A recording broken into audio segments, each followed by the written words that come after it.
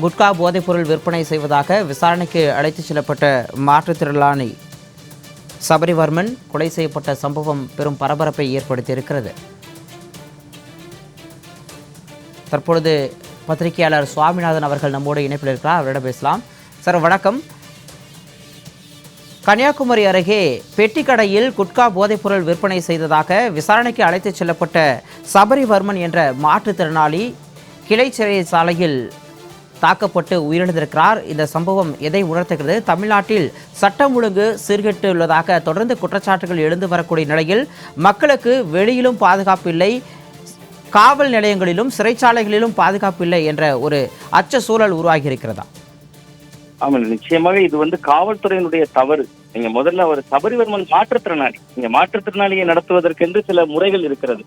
ஒரு கை பாதிக்கப்பட்ட மாற்றுத்திறனாளி அவரை ஒரு சிறைக்குள் வைத்து அவர் மரணிக்கின்ற அளவிற்கு தாக்க முடியும் அல்லது காவலர்களால் தாக்கப்பட்டு சிறைக்கு அனுப்ப முடியும் அப்படிங்கிறது கிட்டத்தட்ட ஒரு ஜனநாயகத்துக்கு, மக்களுடைய இயல்பான ஒரு பாதுகாப்புக்கு விடுக்கப்பட்டிருக்கக்கூடிய ஒரு பெரிய சவால். அது நீங்க கடந்த 5 ஆண்டுகள்ல திமுக ஆட்சியில 25க்கும் அதிகமான லாக்கப் டெத்துகள் நடந்திருக்கு அப்படின்னு சொல்லி இதே அன்றைய தினத்துல தமிழக வெற்றி கழகத்தினுடைய தலைவராக இருந்த விஜய் அவர்கள் கிட்டத்தட்ட ஒரு பெரிய அளவுல போராட்டங்களை முன்னெடுத்தார். சென்னையில உங்களுக்கு நினைவுல இருக்கும், அஜித்குமார் அவர்கள் லாக்கப் டெத் நடந்ததை தொடர்ந்து அதற்கு முன்பு அதே போன்று உயிரிழந்தவருடைய குடும்பத்தினரை எல்லாம் அழைத்து வந்து போராட்டம் செய்தார். இந்த விவகாரத்துல இதுவரை முதல்வர் பதில் சொல்லல. அந்த இடம் உள்ளபடியே ரொம்ப ஒரு அதிர்ச்சி அளிக்கக்கூடிய ஒரு இடம்.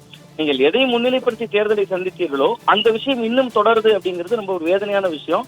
இன்னொன்று, நீங்க சிறைக்குள் நடக்கக்கூடிய மரணம் என்பது ஒரு லாக்கப் டெத்துன்னு நம்ம கிட்டத்தட்ட ஒரு காவல் நிலையத்தில் நடக்கிற மரணத்தை விட கொடூரமானது. ஏன்னா காவல் நிலையமாவது எஸ்பியோட கண்ட்ரோல், மாவட்ட காவல் கண்காணிப்பாளர் தான் அதுக்கு பொறுப்பு. ஆனா ஒரு சிறைக்குள் நடப்பது என்று சொல்வது சிறைத்துறை எல்லாம் ஒரு நீதிமன்றத்தினுடைய கண்ட்ரோல் இருக்கக்கூடியது. அந்த இடத்திலேயே ஒருவர் உயிரை இழக்கிறார். இன்னொன்று, அவர் கைது செய்யப்பட்ட வழக்கு அவருக்கு முன் வழக்கே கிடையாதுங்க. இதுக்கு முன்பு கடந்த கால வழக்கல் இருக்கணும்.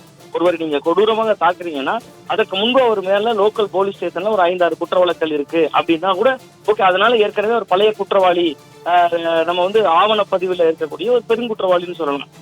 வீட்டிற்கு முன்பாக இருக்கக்கூடிய கடையில குட்கா விற்றார் என்றால் குட்காவை பறிமுதல் செய்திருக்க வேண்டும். அவர் மீதான வழக்குகளை பாய்ச்சிருக்கணும். அவர் கைது செய்யப்பட்டிருக்கிறார். அந்த நடைமுறை தான் அங்க இருந்திருக்கணும். பட் இதற்குள் இவர்கள் மட்டும் இப்ப 3 பேர் இன்றைக்கு கிட்டத்தட்ட நேற்று இரவே சஸ்பெண்ட் செய்யப்பட்டிருக்காங்க. சிறை காவலர்கள் 3 பேருமே, ஜெகன், சிவகுமார், திருமலை நம்பி நினைக்கிறேன். இந்த 3 பேரும் இன்னைக்கு கிட்டத்தட்ட சஸ்பெண்ட் செய்யப்பட்டிருக்காங்க. பட் இது தீர்வே இல்லையே. இதற்கு முன்பு அஜித்குமார் அவர்களுடைய மரணத்தின் போதும் காவலர்கள் சஸ்பெண்ட் செய்யப்பட்டாங்க. என்ன ஒன்று, அன்னைக்கு போலீஸ்காரர்களுடைய குடும்பத்தினர் வீதியில் இறங்கி போராடினாங்க. இன்றைக்கு அது மட்டும் நடக்கல. அவ்வளவுதான் வித்தியாசம். அப்ப ஒவ்வொரு நேரமும் தொன்று தொட்டு நடக்கக்கூடிய ஒன்றுனா அரசினுடைய பார்வையிலேயே முதல்ல மாற்றம் வேணும். காவலர்கள்ட்ட ஒரு குற்றவாளிகளை எப்படி டீல் பண்ணணும், அந்த விஷயங்களே நீங்க ஒரு பண்பு பயிற்சி, ஒழுக்கம் சார்ந்த பயிற்சிகளை போலீஸ்காரங்களுக்கு முதல்ல கொடுக்க வேண்டியிருக்கு. நீங்க ஒரு குட்கா விற்பது என்பது சட்டத்தால் தடை செய்யப்பட்ட ஒன்று. பள்ளிகளின் அருகாமையிலோ மற்ற பகுதிகளிலோ அது விற்பது ரொம்ப கொடூரமானது. அவர் வீட்டு அருகிலே ஒரு பெட்டிக்கடை வைத்திருக்கிறார், ஒரு மாற்றுத்திறனாளியாக இருக்கிறார். அவர் விற்றார் என்றால் ஒரு மாற்றுத்திறனாளி என்கிற தன்மையில அவருக்கு சில அறிவுரைகளை சொல்லலாம். ஏற்கனவே அவர் பலமுறை விற்று ஏதாவது வழக்கல் பதிவாகி இருந்தாலும் சரிங்களா, அப்படி எதுவுமே இல்லை. முன் குற்றவாளியோ முன்னால் நடந்த பல விவகாரங்களில் தொடர்புடையவராகவோ அவர் இல்லை. ஆனா இந்த லோக்கல் போலீஸ் ஸ்டேஷன் லிமிட் என்பது அது தென் தாமரைக்குளம் அப்படின்னு சொல்லக்கூடிய ஒரு பகுதி. அப்ப அந்த தென் தாமரைக்குளம் போலீசாரையும் விசாரணை நடத்தணும். இன்னைக்கு சிறையில் அவர் இறந்து விட்டார். சிறை காவலர்கள் 3 பேர் சஸ்பெண்ட், அவர்கள் கைது செய்யப்பட்டிருக்கிறார்கள். அதனோடு மட்டுமே இந்த வழக்கு முடிந்து விடக்கூடாது. நீங்க தென் தாமரைக்குளம் போலீசார் ஏன் இந்த வழக்கை இவ்வளவு சீரியஸா எடுத்து அவரை சிறைக்கு அனுப்பப்பட்டது அப்படிங்கிற புள்ளியிலிருந்து அதை தொடங்கணும் தான் நான் பாக்குறேன். சட்டமொழுங்கு போலீசாரும் இதுல விசாரணைக்கு உட்படுத்தப்பட வேண்டியவர்கள் தான். பட் தாவேக்கா அரசுக்கு இதனால மிகப்பெரிய ஒரு கெட்ட பேர் ஏற்படும். இதுவரை முதல்வர் பதில் சொல்லல. நம்ம பலரும் பேச வேண்டிய இன்னொரு கோணம் இருக்கிறது. சபரிவர்மன் ஒரு சராசரி மனிதர் அல்ல, ஒரு மாற்றுத்திறனாளி.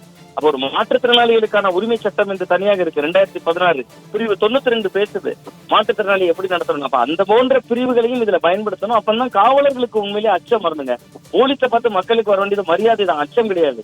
ஆனா காவலர்களுக்கு அரசை பார்த்து ஒரு அச்சம் வரணும். இது மாதிரியான தவறுகள் நடக்கிற பொழுது பணி இழப்போங்கிற ஒரு பயம் வரணும். நீங்க சஸ்பெண்ட், அதுக்கு பின்பு ஒரு நடவடிக்கை, வழக்கு நடக்கும், மீண்டும் பணிக்கு வந்து விடுவது, அந்த சூழல் எல்லாம் மாறணும். தாவேக்கா அரசுக்கு இது ஒரு மிகப்பெரிய சவாலா இருக்கும் தான் பாக்கிறேன். தங்களது மேலான கருத்துக்களுக்கு நன்றி.